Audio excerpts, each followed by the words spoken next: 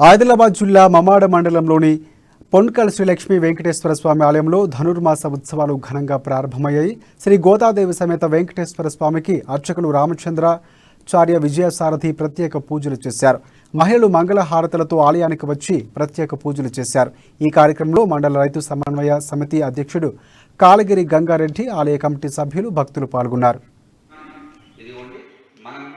ఇప్పటికీ ఇంకా చేస్తుంది దగ్గరికి చేర్చుకొని యొక్క వ్రతాన్ని ఆరంభించిందండి. దానికి ముందుగా ఈ రోజు పాఠంలో కొన్ని నియమాలు చేస్తే ఈ విషయం తెలుసుకున్నటువంటి గోదాదేవి ఆ కృష్ణుడిని పొందడానికి నేను కూడా ఒక వ్రతం చేయాలి కదా అని చెప్పేసి తాను ఈ యొక్క రాగము అంటే ఒక దారి, శీర్షము అంటే తల, అంటే ఆ అమ్మవారు చూపినటువంటి దారి ఏదైతే ఉంటుందో అది మనకి శిరోధార్యమైనటువంటిది. అంటే అలాగా ఈ రెండవ రోజు అయినటువంటి ఈ రోజు పాటించాల్సినటువంటి నియమాలను చెబుతూ ఉందంట.